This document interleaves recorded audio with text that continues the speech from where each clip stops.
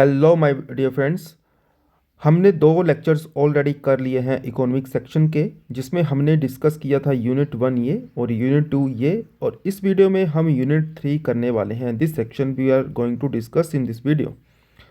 और ऑलरेडी हमने इन दोनों के एमसीक्यूज़ भी डिस्कस किए थे, एक शॉर्ट्स के माध्यम से और एक लास्ट वीडियो में ही डिस्कस किए थे, और इस क्लास के भी हम एमसीक्यू शॉर्ट्स के माध्यम से अपलोड कर देंगे।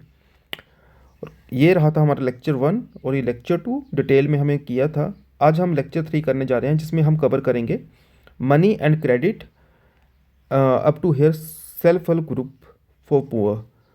तो सबसे इम्पोर्टेंट सेक्शन आई थिंक ये आपका इकोनॉमिक सेक्शन में सबसे ज़्यादा क्वेश्चन इसी में से आएंगे। तो इस वीडियो को ध्यान से देखना, अच्छे से नोट्स बनाओ, ध्यान से देखो। और हम ज़्यादा डीप में नहीं जाएंगे, जितना पटवारी के लिए इम्पोर्टेंट है उतना ही हम पढ़ेंगे। जितना पढ़ाया जाएगा ना उतना काफ़ी होगा आपको, जो भी क्वेश्चन आएगा उसको टैकल करने के लिए। तो चलिए स्टार्ट करते हैं। सबसे पहले आप मुझे बताइए, what is the meaning of money. Money का मतलब ही क्या है, बताइए। What is the money. और जब मनी नहीं होता था तो क्या होता था, तो आपको इसका मतलब पता चल जाएगा। इसका मतलब होता है कि यूज़ करते हैं तो ये है medium of exchange. Medium of exchange मतलब आपने कोई भी गुड्स एंड सर्विसेज बाई करने हैं तो उसके लिए आप मनी देते हैं, उसको बोला जाता है मीडियम ऑफ एक्सचेंज। और यही इसका मेन फंक्शन है, राइट। और जब मनी नहीं होती थी तो क्या होता था, देन बाटर सिस्टम होता था। बाटर सिस्टम, इसमें क्या करते थे और इसकी क्या प्रॉब्लम थी, क्वेश्चन आ सकता है इसमें ना। फॉर एग्जांपल यहाँ पे 2 पर्सन्स हैं, राइट। इनको कुछ सामान बेचना है। फॉर एग्ज़ाम्पल इसने राइस बेचने हैं और इसने फॉर एग्ज़ाम्पल मिल्क बेचना है, ठीक है। तो ये राइस बेचेगा और उसके बदले मिल्क लेगा। मतलब देयर शुड बी 2 को इंसिडेंट ऑफ वांट्स, मतलब डबल। ये इसकी प्रॉब्लम थी कि हमेशा डबल को इंसिडेंट होना चाहिए। को incidence of what, of wants या डिमांड, कुछ भी बोल सकते हैं। मतलब इसको भी कुछ ना कुछ ज़रूरत होगी और इसको भी कुछ ना कुछ ज़रूरत होगी, और ये एक दूसरे की ज़रूरत को पूरा कर पाएंगे तभी एक्सचेंज हो पाएगा। लेकिन मनी ने इस प्रॉब्लम को ख़त्म कर दिया, क्योंकि मनी से अब ये राइस बेचेगा तो उसके बदले में मनी ले लेगा। तो मनी क्या है, वैल्यू को स्टोर करता है ना, फ्यूचर वैल्यू को स्टोर करता है, स्टोर ऑफ वैल्यू। ये भी मनी का एक फंक्शन है, इसको हम सेकेंडरी फंक्शन बोलते हैं। सेकेंडरी फंक्शन, अगर आपसे प्राइमरी फंक्शन पूछा जाए तो मनी का फंक्शन क्या होगा, मीडियम ऑफ एक्सचेंज। लेकिन ये भी इसका स्टोर ऑफ वैल्यू भी इसका एक फंक्शन है, जिसको हम तभी तो हम फ्यूचर, आज हम मनी को अपने स्टोर कर लेते हैं और फ्यूचर में उसका यूज़ कर लेते हैं कुछ भी बाय एंड सेल करने के लिए। इसलिए इसने डबल को इंसिडेंट का जो प्रॉब्लम था उसको सॉल्व कर दिया। अब ज़रूरी नहीं है कि ऐसा हमें वांट्स होनी चाहिए एक्सचेंज करने के लिए, राइट। तो वाटर सिस्टम में हम क्या करते थे, कुछ चीज़ के बदले कुछ चीज़ बेचते थे या सर्विसेज देते थे, तो कुछ ना कुछ हमें देना पड़ता था, मतलब एक्सचेंज के लिए, जब पैसा नहीं था। ठीक, सिंपली वाटर सिस्टम के ऊपर क्वेश्चन ऐसा पूछा जा सकता है। अब नेक्स्ट देखते हैं जो कि टॉपिक है, बिल्कुल हम जो सिलेबस में दिया हो ना, money as a medium of exchange, जो हमने देखा मीडियम ऑफ एक्सचेंज। अब हम मॉडर्न फॉर्म्स ऑफ मनी करने जा रहे हैं। सिलेबस से डायरेक्टली हम दिखा के ही आपको कर रहे हैं, जो सिलेबस में दिया वही करना है हमें। मॉडर्न फॉर्म ऑफ मनी ये हमें दे रखा है, तो आपको पता होना चाहिए कि एंशियंट फॉर्म ऑफ मनी क्या है। हालांकि सिलेबस में नहीं है, लेकिन कंपैरिजन के लिए आपको पता होना चाहिए एंशियंट फॉर्म ऑफ मनी, जो कि वाटर सिस्टम का हम बोल सकते हैं। ठीक, तो इसको बोल सकते हैं कि एंशियंट पहले देख लो। एंशियंट में क्या होता था, आपके गोल्ड एंड सिल्वर या फिर गुड्स को एक्सचेंज करना, ये सब चीज़ें, है ना, ये सब क्या था, ओल्ड सिस्टम था। या कुछ भी बोल सकते, कॉपर बोल सकते हैं, या फिर इसमें ग्रेन्स हो सकते हैं ना, ग्रेन्स वगैरह। तो क्या था, ओल्ड सिस्टम था। और न्यू सिस्टम क्या है, मॉडर्न फॉर्म ऑफ मनी क्या है, इसमें आ गई आपकी करेंसी, जिसमें नोट्स हो गए या फिर कॉइन्स हो गए, है ना। और नोट्स एंड कॉइन्स को क्या बोला जाता है बताइए, इसको बोला जाता है fiat, fiat currency. Fiat currency के ऊपर डायरेक्टली क्वेश्चन आ सकता है। फिएट करेंसी क्या होती है, लिख लीजिए ऐसे, सिंपली इतना लिखो फिएट करेंसी, और आगे लिख लो गवर्नमेंट डिक्री, मतलब गवर्नमेंट के ऑर्डर से या गवर्नमेंट की ऑथराइज होती है जो करेंसी, उसको बोलते हैं फिएट करेंसी, राइट। जो कि करेंसी नोट्स एंड कॉइन्स होते हैं। और क्या है मॉडर्न फॉर्म करेंसी बताइए,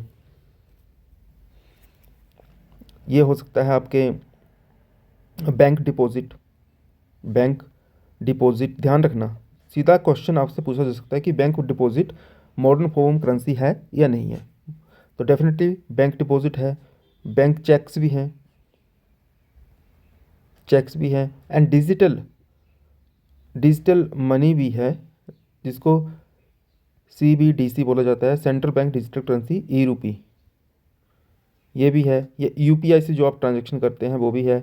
या प्लास्टिक करेंसी, जिसको बोला जाता है क्या, डेबिट कार्ड वगैरह, है ना। तो वो भी modern form of currency, modern form of money का ही पार्ट है। ये सब चीज़ें हैं। और एंशंट जो है वो ये सब चीज़ें हैं। अब एक और कंसेप्ट आती है इन दोनों को कंपैरिजन में, जिसको बोला जाता है इंट्रिंसिक वैल्यू। इंट्रिंसिक वैल्यू मतलब अपने आप में कोई वैल्यू है या नहीं है। जैसे गोल्ड है ना, तो इसमें अपने आप की वैल्यू तो है, तो यहाँ पे इंट्रिंसिक वैल्यू होती है, यस बिल्कुल होती है, यहाँ पे तो होगी। सिल्वर की अपने आप में वैल्यू होती है, गुड्स की कोई ना कोई अपने आप में वैल्यू है, ये कॉपर की भी है, ग्रेन्स की भी है। लेकिन क्या करेंसी नोट अगर आज बोला जाए, जैसे हुआ भी था पहले, कि जैसे 500 के पुराने नोट थे या 1000 के थे, गवर्नमेंट ने बोला कि इसके बाद ये नहीं चलेंगे, तो जब तक ये ऑथराइज थे, मतलब गवर्नमेंट बैक्ड कर रहा था इनको, जब तक ये फिएट करेंसी का पार्ट थे, तब तक तो इनकी वैल्यू थी, क्योंकि गवर्नर के ऊपर साइन होते हैं, इसलिए वो वैलिड थी, इसलिए उसकी वैल्यू थी। अपने आप में इस करेंसी नोट की कोई वैल्यू भी नहीं है। तो इसमें इंट्रिंसिक वैल्यू क्या होती है, या तो नेग्लिजिबल होती है, जीरो होती है ना।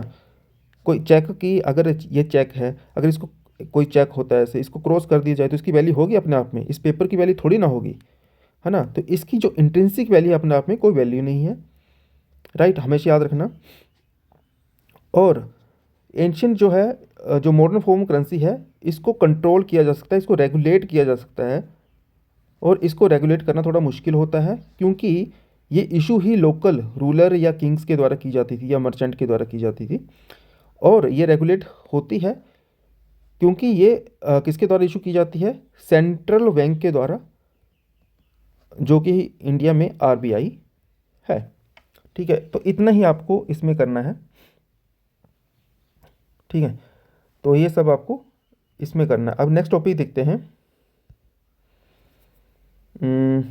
मॉडर्न फॉर्म लोन, आगे आगे लोन एक्टिविटी ऑफ बैंक, ठीक है। तो लोन एक्टिविटी, बैंक एक्चुअली करते क्या है ये आपको देखना है, यहीं पे कर लेते हैं इसको।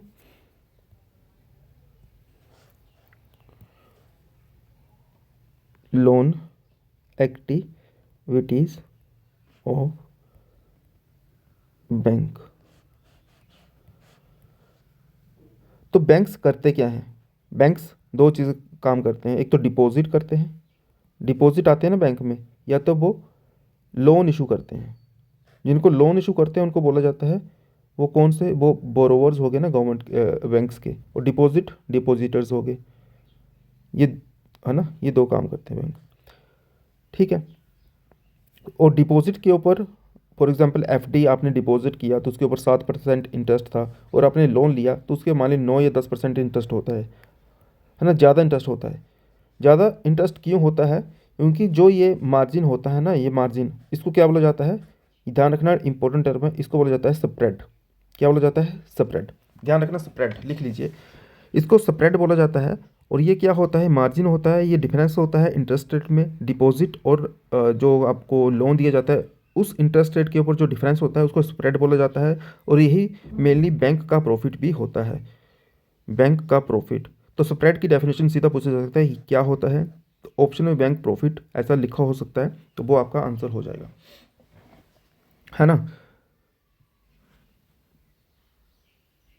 तो लोन एक्टिविटीज़ में ये तो बेसिक था। लोन एक्टिविटीज़ में क्या करते हैं कि बैंक लोन देते हैं, तो लोन किसको देते हैं, लोन मतलब लोगों को देते हैं, जैसे फार्मर्स हो गए, बिजनेसमैन हो गए, स्टूडेंट्स हो गए, उस पर इंटरेस्ट चार्ज होता है और टाइम लिमिट फिक्स करते हैं बैंक वगैरह वगैरह, ठीक है।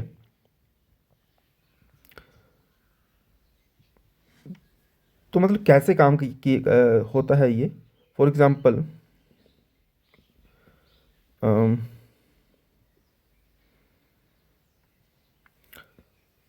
मतलब लोन एक्टिविटीज़ में बैंक लोन देता है, लोन और डिपॉजिट करता है, तो ये वाला लोन हो गया। तो ये किसको लोन दिया जाता है, different section of the society, for example farmers हो गए, ये सब है ना, फार्मर्स, स्टूडेंट्स, कॉरपोरेट को, ये सब, और उसके ऊपर जो इंटरेस्ट चार्ज करते हैं और जो डिफरेंस होता है वो स्प्रेड होता है, ठीक, इतना ही है। और आगे जो है topic that is to different credit situation, ये टर्म टर्म ऑफ क्रेडिट पहले कर लेते हैं। टर्म ऑफ क्रेडिट,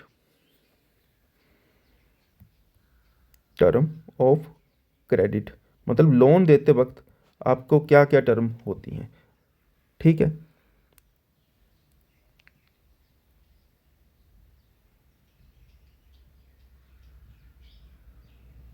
क्या क्या होती हैं बताइए। ये होती है कि लोन जो है वो स्पेसिफिक पीरियड के लिए दिया जाता है, या फिर इंटरेस्ट रेट क्या होगा, टर्म्स क्या होगी, इंटरेस्ट रेट्स, इंटरेस्ट रेट्स क्या होगा, या फिर कोलेट्रल क्या होगा, कोलेट्रल, कोलेट्रल की डेफिनेशन आपसे पूछा जा सकता है। तो ये पता क्या होता है, ये कुछ भी आप जो, जब आप बैंक लोन लेते हैं ना, तो उसके बदले आप बैंक में आप कुछ एक मतलब एक तरह से ऐसे बोला जाता है कि मतलब एक तरह से आप बैंक में जैसे अपने लैंड के पेपर्स या ज्वेलरी वगैरह ये सब बैंक में रखते हैं, और उसके बदले आप क्या लेते हैं, लोन लेते हैं, उसको कोलेटरल बोला जाता है, ठीक है, बहुत सारे लोगों को पता भी होगा।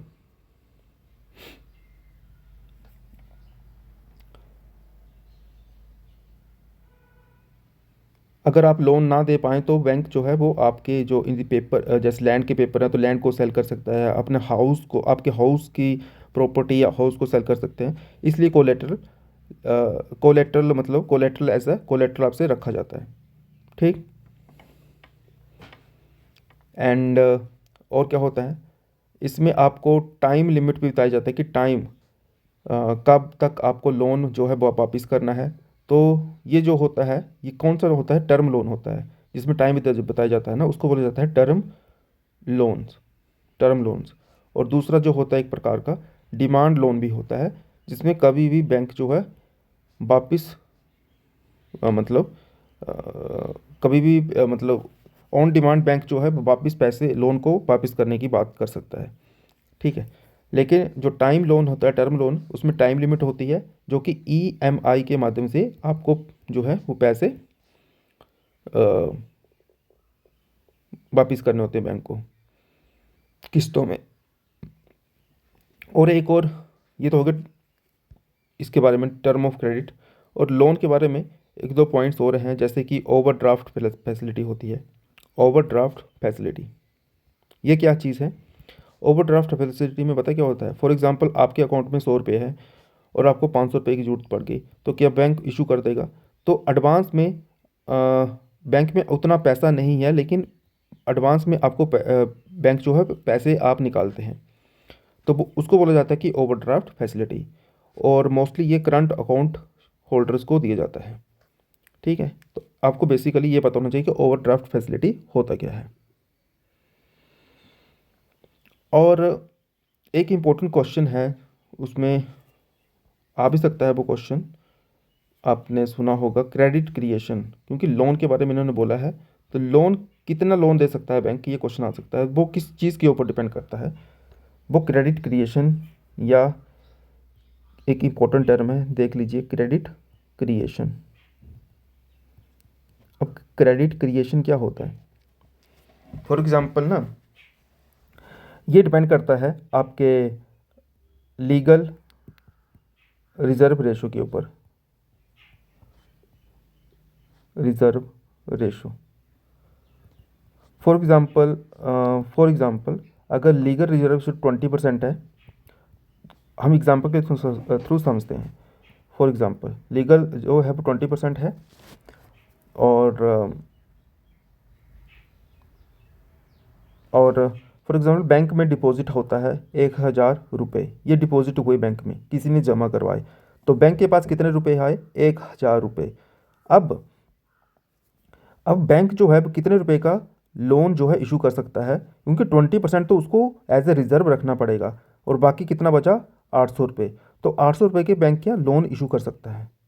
लेकिन इससे क्रेडिट क्रिएशन कैसे होगा ये मैं समझाना चाहता हूँ आपको, कि 1,000 से कितना आप लोन इशू कर सकते हैं। उसका फार्मूला होता है डायरेक्टली इनिशियल डिपॉजिट, जो कि हमारे केस में 1,000 है, इनिशियल डिपॉजिट इनटू 1/LRR, ये इसका फॉर्मूला होता है। आ सकता है क्वेश्चन।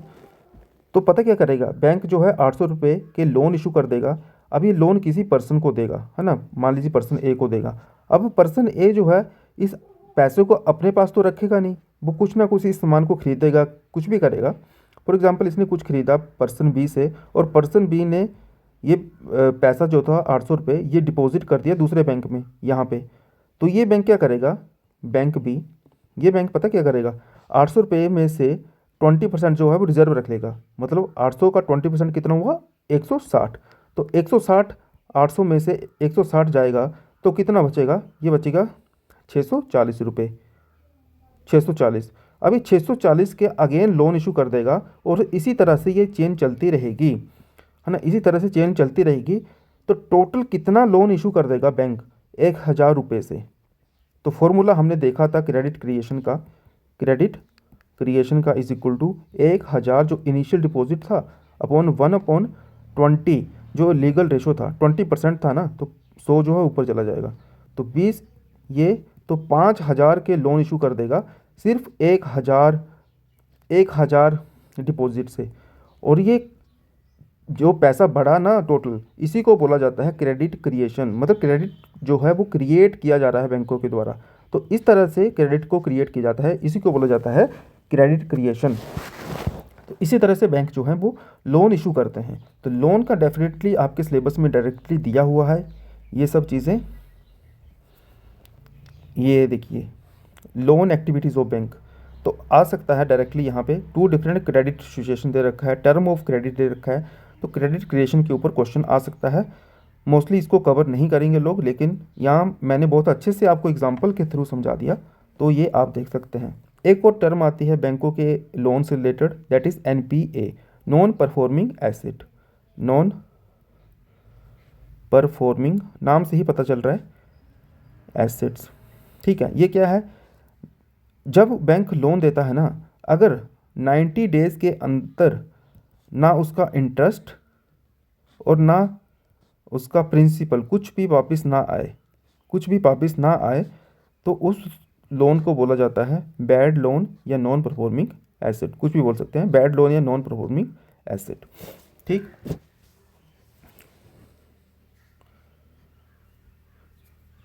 ये हो गया। अब नेक्स्ट टॉपिक देखते हैं। एक सेकेंड, नेक्स्ट टॉपिक है टर्म्स ऑफ क्रेडिट। हमने देख लिया formal sector credit in India. अच्छा, 2 सेक्टर होते हैं ना, formal sector and informal sector of credit. ये देखिए formal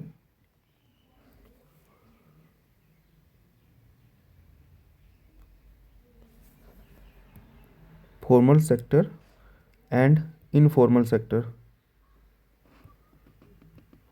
formal sector and informal sector, ये 2 प्रकार के सेक्टर्स होते हैं जहाँ से लोन इशू किया जाता है। तो आपके में फॉर्मल सेक्टर है, तो फॉर्मल सेक्टर कौन कौन होते हैं? फॉर एग्जांपल बैंक्स हो गए, या फिर कोऑपरेटिव्स हो गए, जो कि कोऑपरेटिव सोसाइटीज़ होती हैं, कोऑपरेटिव बैंक्स होते हैं, कोऑपरेटिव एग्रीकल्चर कोऑपरेटिव सोसाइटीज़, ये सब।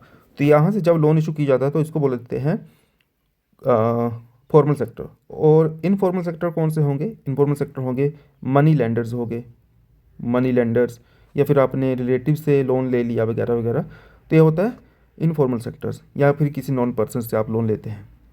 ठीक है, तो एक्चुअली में इस सेक्टर में कुछ ना कुछ कमियां रही होंगी, तभी तो फॉर्मल सेक्टर की ज़रूरत पड़ी। अदरवाइज़ क्या क्रिएट करने की ज़रूरत थी फॉर्मल सेक्टर की, है ना? तो क्या कमियां रही होंगी? फॉर एग्ज़ाम्पल यहाँ पे ना जो लोन होता है, लोन इंटरेस्ट, वो क्या होता है? बहुत हाई होता है, वेरी हाई। और यहाँ पे क्या होता है? यहाँ पे इंटरेस्ट रेट जो है फिक्स्ड होते हैं, फिक्स्ड इंटरेस्ट रेट होते हैं, और ये लीगली प्रोटेक्टेड होते हैं। ऐसा नहीं है कोई अपनी मनमर्जी से आपसे इंटरेस्ट चार्ज कर लेगा, लीगल प्रोटेक्शन होती है यहाँ पे, और यहाँ पे लीगल प्रोटेक्शन नहीं होती है ना? और ये इसीलिए ये एक्सप्लॉइटेटिव होते हैं, एक्सप्लॉइटेटिव होते हैं, ठीक है? और ये सेफ होते हैं। ये फ़र्क है, इतना ही करना है इसमें, इससे ज़्यादा नहीं करना है, ठीक है? तो ये नहीं किया अभी तक हमने टू डिफरेंट क्रेडिट सिचुएशंस, ठीक है? तो ये कर लेते हैं,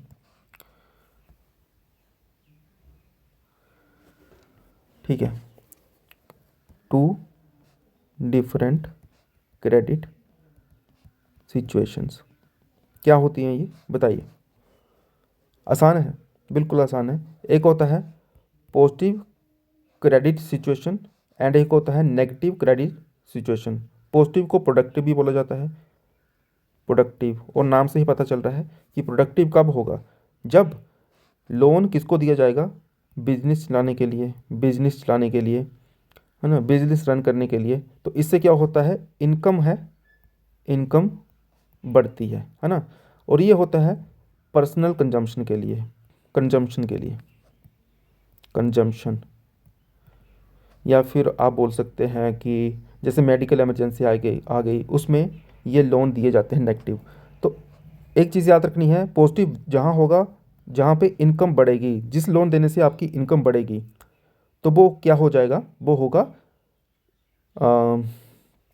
पॉजिटिव इनकम। और नेगेटिव जो होगा हो जाएगा, वहाँ पे क्या होगा? इनकम नहीं बढ़ेगी बल्कि प्रेशर बढ़ेगा किसी पर्सन के ऊपर अपना लोन वापस करने का। फॉर एग्जांपल देता हूँ, आपने कार के ऊपर लोन लिया, तो क्या ये पॉजिटिव होगा या नेगेटिव होगा? डिपेंड करता है आपने कार किसके लिए ली। एज अ कार आपने बिजनेस के लिए ली तो ये आ जाएगा पॉजिटिव में। और अगर आपने कार जो है नेगेटिव के लिए, पर्सनल यूज़ के लिए ली, तो ये आ जाएगा आपके कंजम्पशन के लिए, दैट इज़ नेगेटिव, ठीक? तो इस सिचुएशन के ऊपर है, एप्लीकेशन बेस्ड भी क्वेश्चन आ सकता है, तो ध्यान से देखना।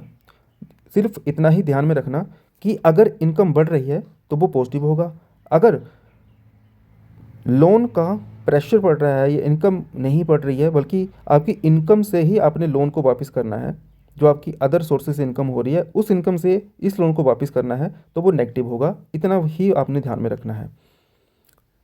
इसलिए यहाँ पे इनकम वापस करने पे जो है वो रीपेमेंट इजी होता है, क्योंकि आपकी इनकम बढ़ रही है तो आप इजीली इंस्टॉलमेंट में इस लोन को वापस कर पाएंगे। लेकिन यहाँ पे कई बार डेट ट्रैप हो जाता है, डेट ट्रैप, क्योंकि लोन जो है कई बार आप वापस नहीं कर पाते हैं क्योंकि इनकम यहाँ पे नहीं बढ़ती है, तो ये ज़्यादा चांसेस होते हैं। कंपेरेटिव क्वेश्चन पूछा जा सकता है आपसे, क्योंकि दोनों ही पूछ रखा है, सीधा आपसे सिलेबस में यही दे रखा है, टू डिफरेंट क्रेडिट सिचुएशन। तो यही क्रेडिट सिचुएशन होती हैं दो तरह की। नेक्स्ट टॉपिक जो है, last topic, that is self help group for the poor, ठीक है? अच्छा क्वेश्चन, अच्छा टॉपिक है ये सेल्फ हेल्प ग्रुप, यहाँ से क्वेश्चन आ सकता है। सेल्फ हेल्प ग्रुप,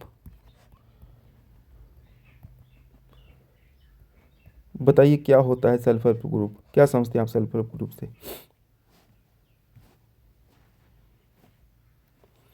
तो सेल्फ हेल्प ग्रुप जो है वो एक्चुअली एक छोटा सा वॉलेंटियर एसोसिएशन होता है पीपल का, जहाँ पे 10 या 20 पर्सन जो हैं वो आपस में मिलके, यूजली वीमेन होती हैं, और सोशियो इकोनॉमिक बैकवर्ड क्लासेस से होती हैं, सोशियो इकोनॉमिक बैकवर्ड क्लासेस से ये होती हैं, मतलब पुअर होती हैं, है ना।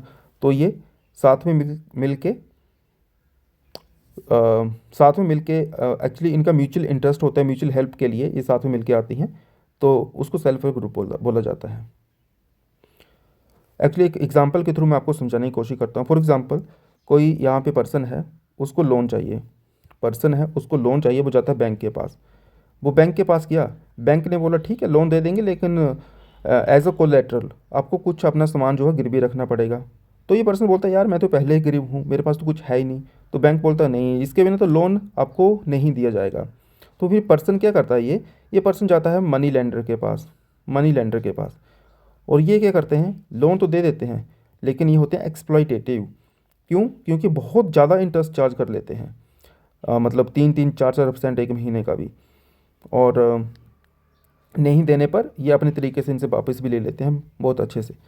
खैर, तो ये इसलिए एक्सप्लॉइटेटिव होते हैं। लेकिन इस पर्सन को लोन की इमरजेंसी में ज़रूरत पड़ गई, कुछ भी हो सकते हैं छोटे छोटे कारण, जैसे कि बच्चों की फ़ीस, ये मेडिकल या फिर एग्रीकल्चर के लिए, है ना। तो इनको लोन लेना ही पड़ता है। तो इस चीज़ को, इस प्रॉब्लम को दूर करने के लिए इन लोगों ने क्या सोचा कि क्यों ना हम साथ में मिलके एक ग्रुप बनाएं और इस प्रॉब्लम को सोल्व करें। ठीक है, तो इन्होंने क्या बनाया, सेल्फ हेल्प ग्रुप बनाया, जिसमें यूजली वीमेंस होती हैं, लेकिन ज़रूरी नहीं है। तो छोटा ग्रुप होता है, साथ में मिलके लोग आते हैं और इस वाली प्रॉब्लम को सोल्व कर लेते हैं, मनी लेंडर वाली। तो काम कैसे करते हैं ये आ सकता है आपका। पहले तो गोल आ सकता है कि गोल क्या है इनका, गोल क्या है। फिलोसफी तो ये है कि म्यूचुअल हेल्प, साथ में सब मिलके एक दूसरे की हेल्प करते हैं, ये कॉमन इनका इंटरेस्ट होता है, इसलिए साथ में मिलके ये ग्रुप बनाते हैं, तो उसी को बोला जाता है म्यूचुअल हेल्प। ठीक है, गोल क्या है, फाइनेंशियल इंक्लूजन, क्योंकि पहले क्या था, इनको लोन आसानी से नहीं मिल पाता था। अब इस प्रॉब्लम को सॉल्व करने के लिए इन्होंने ग्रुप बनाया, तो इसलिए फाइनेंशियल इंक्लूजन इनका गोल है। ठीक है, तो पॉवर्टी एलिवेशन डेफिनेटली हो ही जाएगा। अगर आपको फाइनेंशियल इंक्लूजन हो जाएगा तो पॉवर्टी एलिवेशन क्या होगा, वो तो हो ही जाएगा। और वीमेन ज़्यादा होती हैं तो वीमेन एम्पावरमेंट भी हो जाएगा। तो ये इनके कुछ गोल्स हैं, राइट। तो एक्चुअली ना सेल्फ हेल्प ग्रुप से आपको 5 सूत्र याद रखने हैं, 5 सूत्र। ये 5 सूत्र हमेशा याद रखने। पहला यही है कि ये क्या करते हैं बताइए, रेगुलर मीटिंग्स। जो पर्सन है ना यहाँ पे, ये सारे पर्सन क्या करते हैं, रेगुलर मीटिंग करते हैं। तो इससे क्या होता है, सोशल कैपिटल होता है। अभी ये सोशल कैपिटल क्या होता है, व्हाट इज़ सोशल कैपिटल।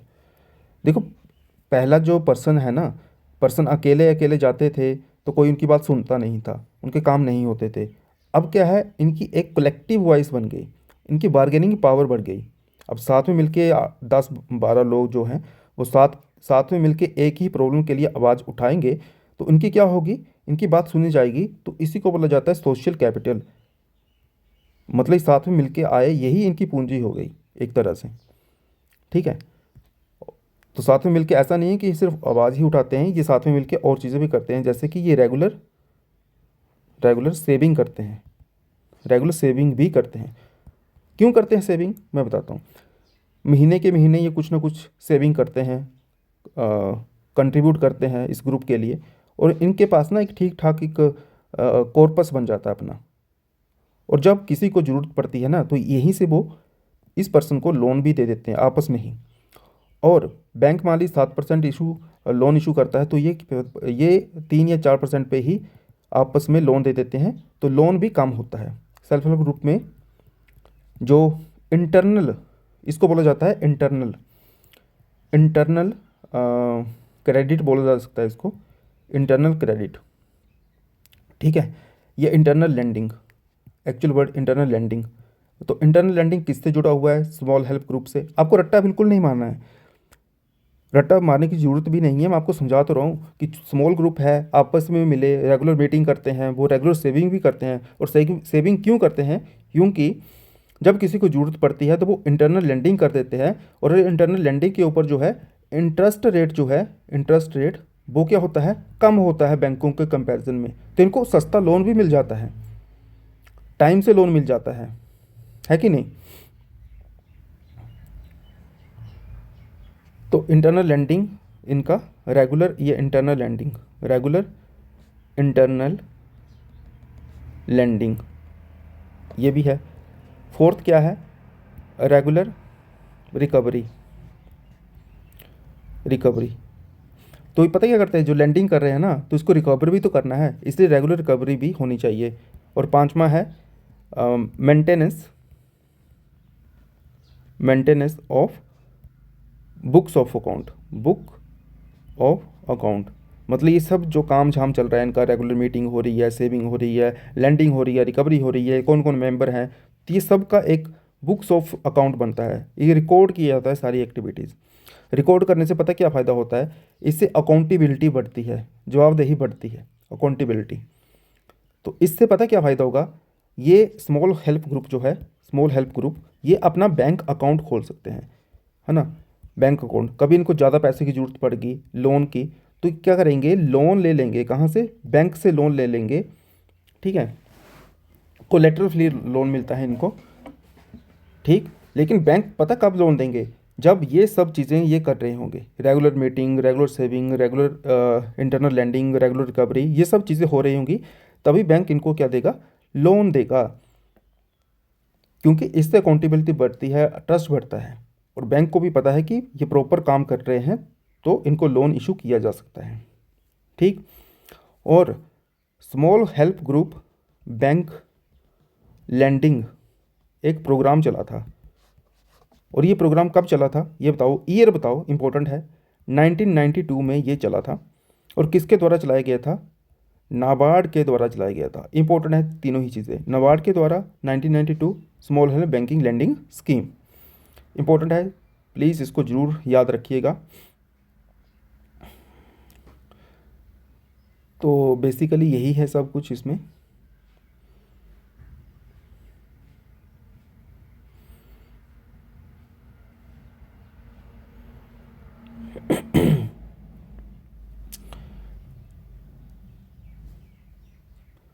तो बेसिकली हमने क्या देखा,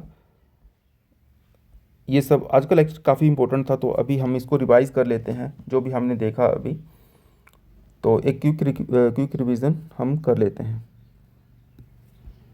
रिवीजन जैसे कि हम हर वीडियो में करते हैं। तो सबसे पहले हमने क्या देखा था? मनी। What is money?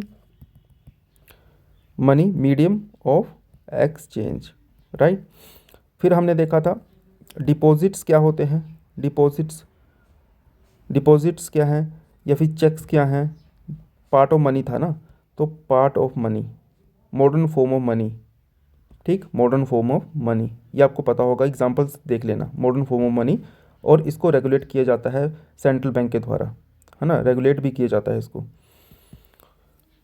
ये सब आ जाएगा, चेक्स, डेबिट कार्ड वगैरह, है ना, डिजिटल करेंसी, ये सब आ जाएगा मॉडर्न फॉर्म ऑफ करेंसी के एग्जांपल्स, आपको पता होने चाहिए। और बैंक्स के फंक्शंस क्या थे? बैंक्स के फंक्शंस थे डिपॉजिट करना प्लस लोन देना, और इन दोनों के इंटरेस्ट का डिफरेंस को क्या बोला जाता था? स्प्रेड बोला जाता था। और यही बैंक का मेन इनकम भी होती है, main income of bank, right, ये आपको पता होगा। लोन जो है वो बैड हो सकते हैं या गुड हो सकते हैं। बैड क्या होगा? अगर 90 डेज़ के अंदर अंदर उसको बंद मतलब उसका जो पेमेंट है वापस नहीं की गई, या उसका जो प्रिंसिपल या इंटरेस्ट है वो वापस कुछ भी नहीं हुआ है, तो 90 डेज़ के अंदर अंदर उसको एनपीए बोला जाता है या बैड लोन बोला जाता है।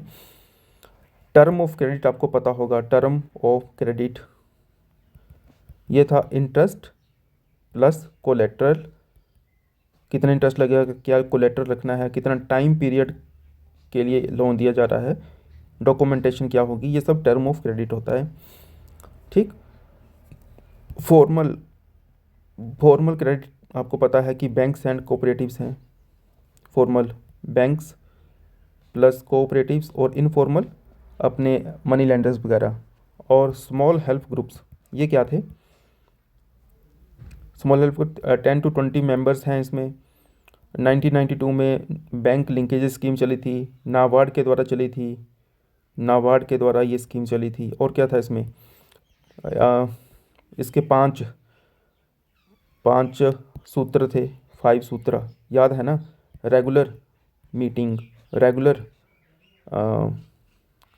Saving, regular lending, regular recovery and maintenance of books of account, books of account, ये सब चीज़ें हैं। ठीक, तो ये क्विक रिवीजन थी जो हमने किया। नेक्स्ट वीडियो में या शॉर्ट के माध्यम से मैं इस लेक्चर से रिलेटेड आपको एमसीक्यूज डाल दूंगा। तो इस वीडियो में इतना ही है। I hope you liked it, और काफ़ी इम्पोर्टेंट लेक्चर था, और 2 लेक्चर में हम इकोनॉमी सेक्शन कवर कर देंगे आपका सारा ही, और इससे बाहर नहीं आने वाला है। ठीक है, तो पढ़ते रहिए। Thank you so much.